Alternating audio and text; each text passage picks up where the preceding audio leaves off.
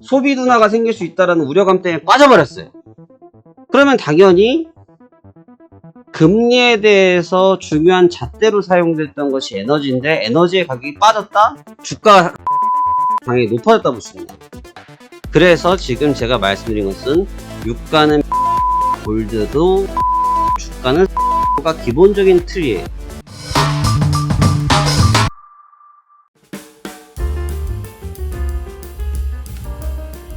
안녕하십니까, 화생항 송대표입니다. 2023년도 10월 5일 현재 시간은 14시 32분이 지나고 있습니다. 자, 오늘 시장 한번 같이 보도록 하겠습니다. 오늘도 저녁에 좀 찍으려고 했는데 시세가 새벽에 좀 나왔던 부분들이 있어서 해당 부분을 조금 빨리 소개해 드리는 게 좋을 것 같고요. 또 아침에 이 유가를 보시고 제가 어저께 저녁에 찍어 놓지 않았습니까? 유가가 제가 설명드리고 또 추가 급락이 나오면서 흔히 말하는 대박이 또 터져 버렸는데 왜 이걸 지금 올렸냐 라고 하시는 분들도 계셔서 조금 일찍 관점을 정리해서 올려드리는 게 바로 이번 대회에 참여하고 계신 분들께 도움이 될 것 같아서 조금 일찍 찍어보도록 하겠습니다. 지금 대회는 한참 진행 중에 있고요. 여전히 대회 기간 중이고 아직까지 대회 중계에 대한 내용은 업데이트는 안 된 것 같은데 분위기는 상당히 좋은 것 같습니다. 그래서 아직 대회 초반이고요. 11월 3일까지 아직 거래 일수가 남아있기 때문에 라운드 1이죠. 라운드 1 기간이 남아있기 때문에 충분히 참여하셔서 이 기간을 활용하실 수 있다고 생각이 듭니다. 특히 지금 발생됐던 유가의 급락분을 제가 이미 거의 대회 시작 전부터 말씀을 드렸었는데 야 이거 어떻게 보느냐, 와 이거 벌써 1000틱이 빠졌는데 어떻게 하느냐, 이런 부분들에 대한 질문들이 많으신데 그 점에 대한 설명과 또 지난밤에 있었던 나스닥이 빠르게 회복을 하면서 급락 지점을 빠르게 탈출한 이 측면도 같이 설명을 좀 드리면서 전체적인 뷰에 대한 이야기를 전달해 드리겠습니다.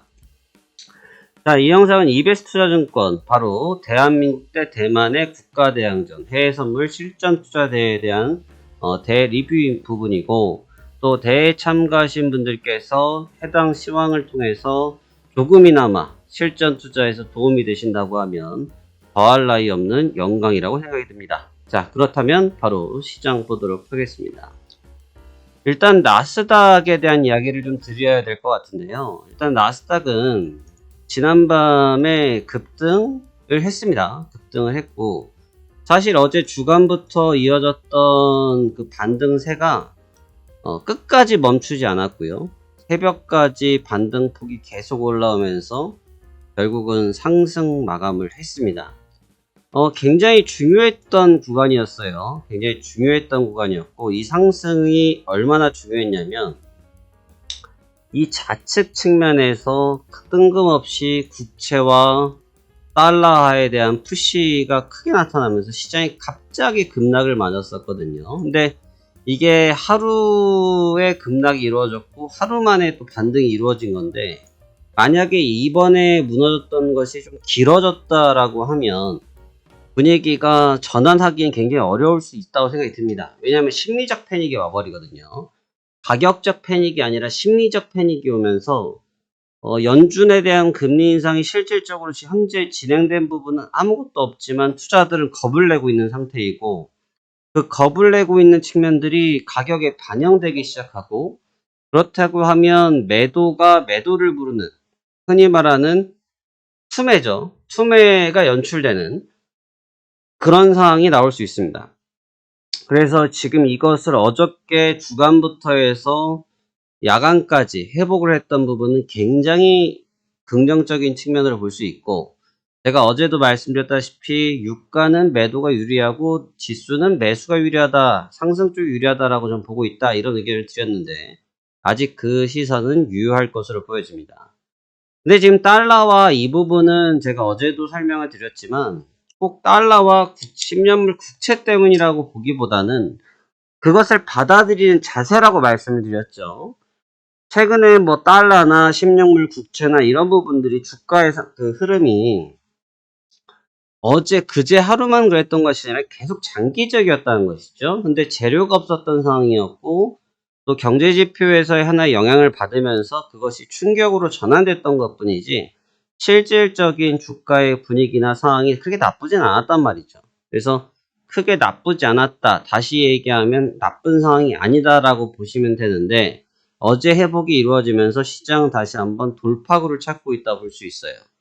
여기에 지금 골드도 같이 한번 보셔야 될 것 같은데 지금 골드를 왜 보게 되느냐라는 부분인데 골드 같은 경우도 지금 사실 달러와 국채 쪽의 영향을 지금 굉장히 많이 받았고 특히나 이제 고점에서 밀린 이 시간이 2, 4, 6, 8 지금 8일째 그리고 9일 만에 일봉상의 첫 양봉이 떠 있는 상태입니다. 그러니까 굉장히 어떻게 보면 주가는 단발적이었지만 골드는 사실 영향을 많이 받았거든요. 근데 여러분이 좀 주목을 하셔야 될 부분은 뭐냐면 금 가격에 대한 좀 논리를 좀 이해하셔야 된다. 그러니까 사실 금 가격에 대한 부분의 논리를 왜 이해하셔야 되냐면 금은 기본적으로 어떤 자산입니까? 안전자산이에요. 안전자산. 금은 자체가 안전자산이라는 거죠.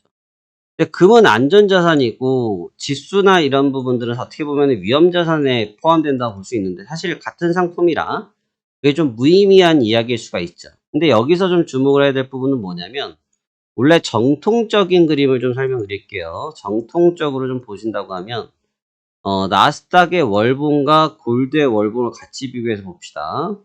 자, 이렇게 보시면 될 것 같은데 자, 주가 자체가 지금 7월달까지 보시면 7월달, 6월달, 5월달, 4월달, 3월달 일단 음봉이 있으니까 빼고 그러면 3, 4, 5, 6, 7 동안 5개월이 올라왔어요.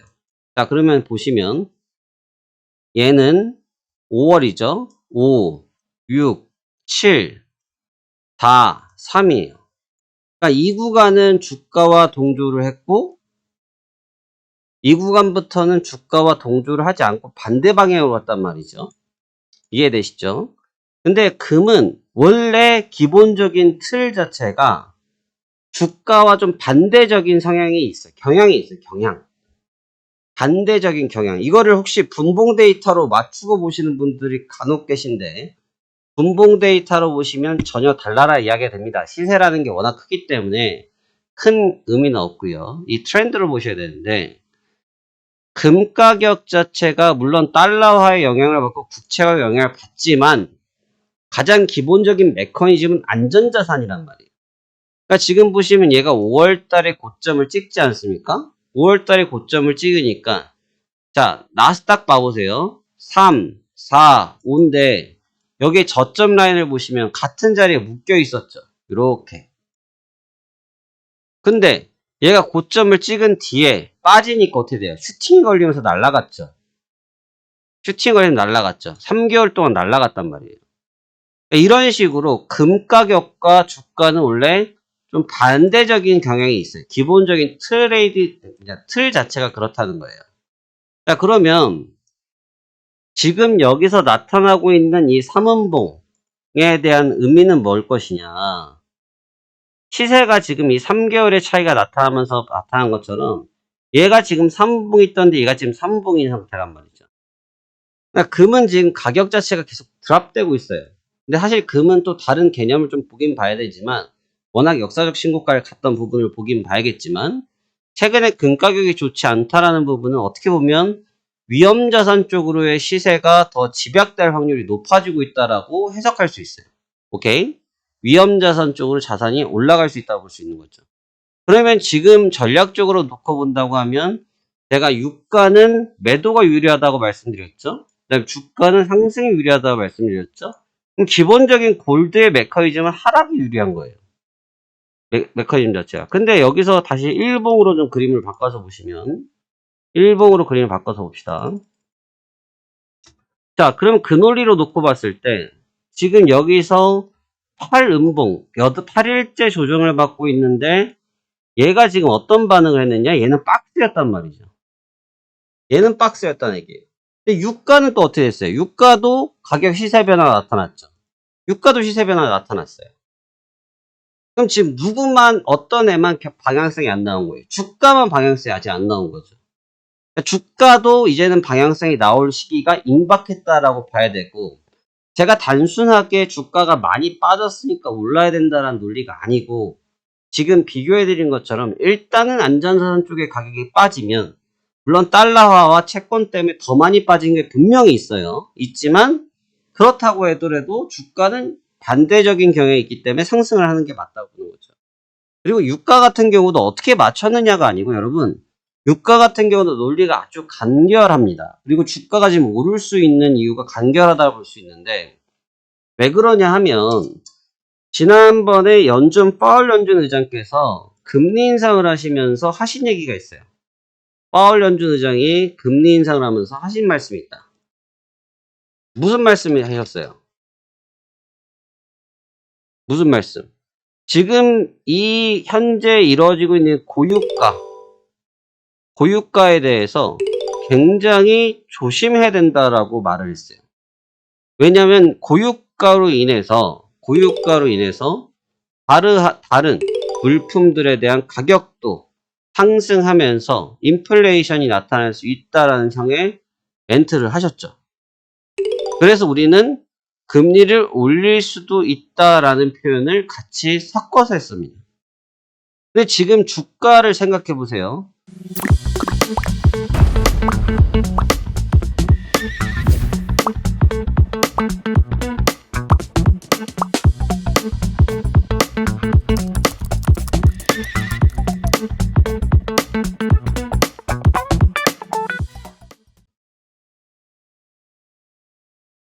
자, 이 내용인데, 파월 연준 의장이 에너지 가격의 상승은 시간이 지남에 따라서 소비 지출에 영향을 줄 수 있으며 지속기간 동안 에너지 가격이 높은 수준에 머무르는 것은 인플레이션에 대해서 소비자 기대에 영향을 미칠 수 있다.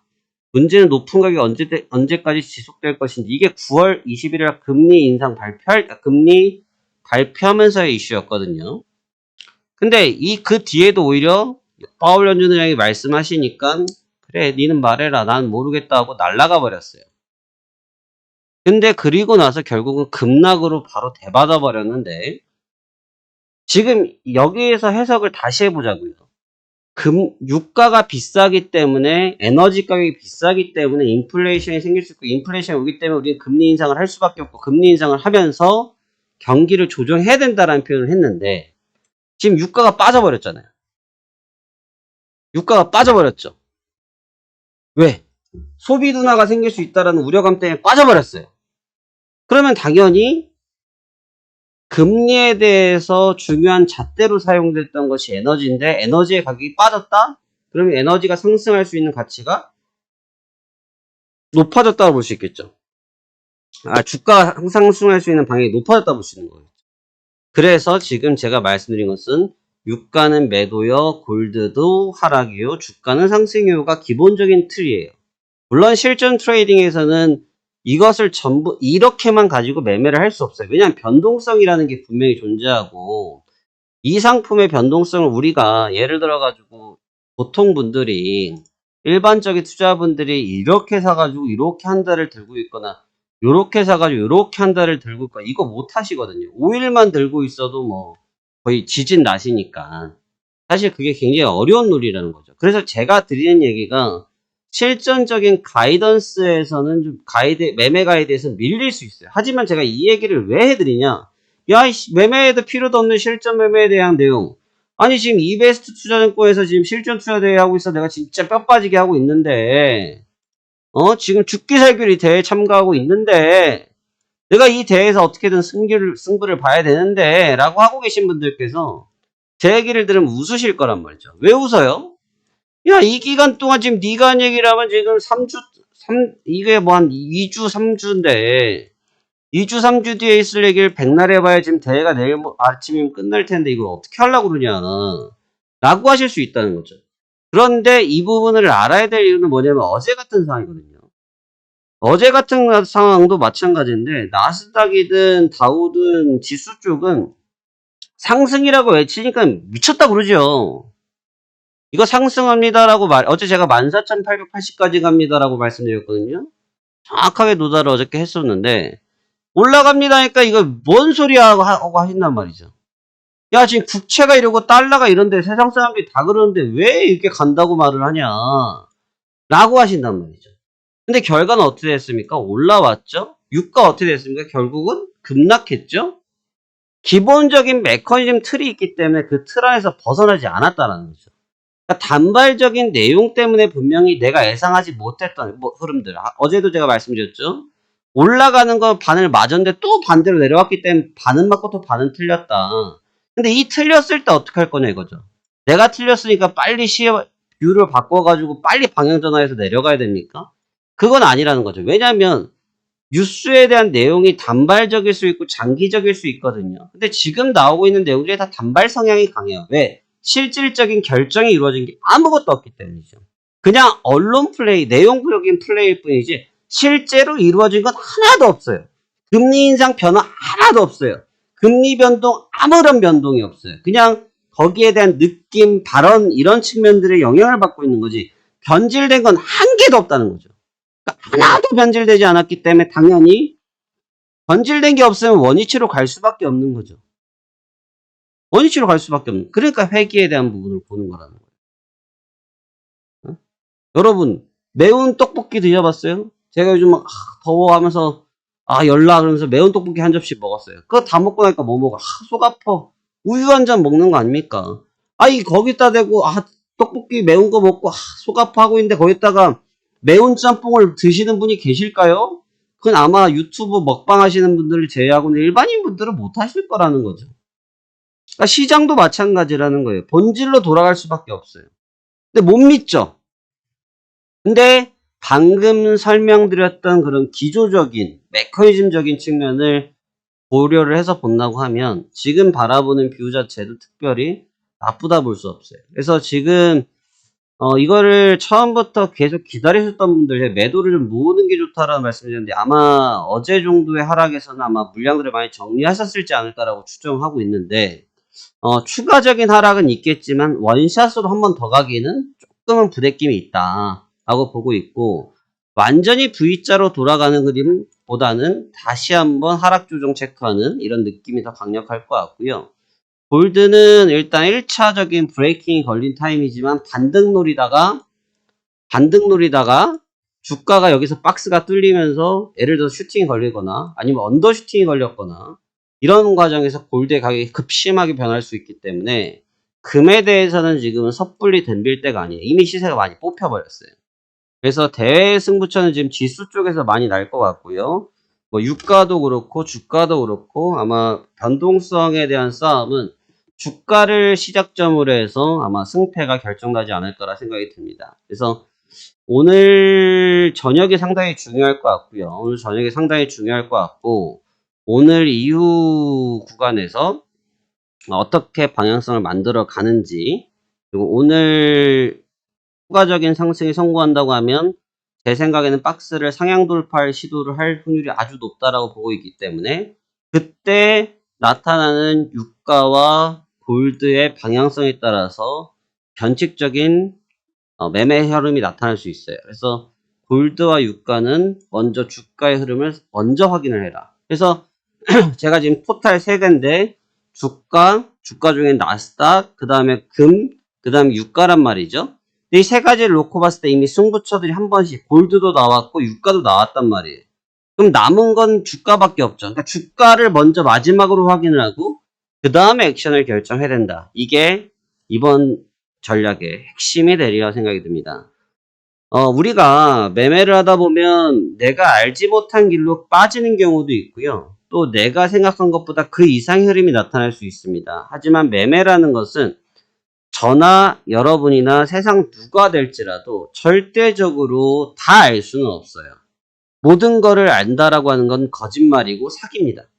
그렇게 알 수가 없죠. 그래서 모든 영역은 대응의 영역인데 하지만 대응의 영역에서도 똑같은 게 있습니다. 우리가 아무리 밤에 피곤해서 잠을 못 자도 아침에 눈을 뜨면 저는 이제 회사원이니까 회사에 출근하듯이 아침에 눈을 뜨면 해야 되는 일들이 정해져 있다는 거죠. 그걸 바로 루틴이라고 하는 거고, 시장도 그러한 루틴이 있습니다.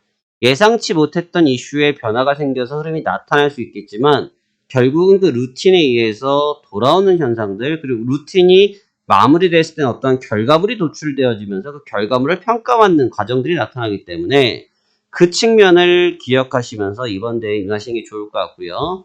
대회가 아주 극초반에서 이제는 이번 주가 지나면 중반부를 향해 달려갈 겁니다. 그래서 일단 이번 주에 변동성이 아직 남아있고, 특히 주가 쪽에 추가적인 변동성이 남아있는 시국에서 아직 승패가 결정나지 않았는 상태이기 때문에 좀 더 분발하시면서 이번 대회에 참여하셨으면 좋겠고요.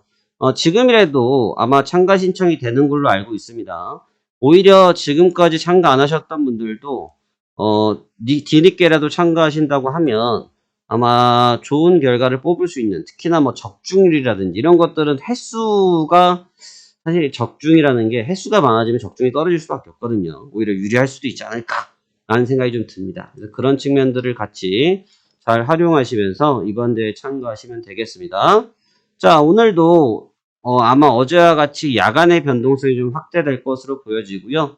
오늘 주간에 브리핑 드린 내용 가지고 야간에도 함께 참여하시면서 좋은 결과 얻으시길 바라며, 혹여나 파생항 송 대표가 어떻게 운영하고 있는지, 또 뷰가 어떻게 보이는지에 대해서 계속해서 궁금하시다고 하면 화면 아래 파생항 송 대표의 무료 체험 7일하기에 대한 링크로 알림을 주시면 저희 담당자들께서 파생항 송 대표에 대한 뷰, 또 측면 어떻게 보는 관점, 이런 부분들을 설명드리고 있으니 그 점을 확인하시면서 같이 대회에 참여하시는 것도 좋은 방법이 될 것 같습니다. 자, 그러면 오늘도 남은 시간 성공 투자하시길 바라며 저는 이만 물러가도록 하겠습니다. 감사합니다. 파생항 송 대표였습니다.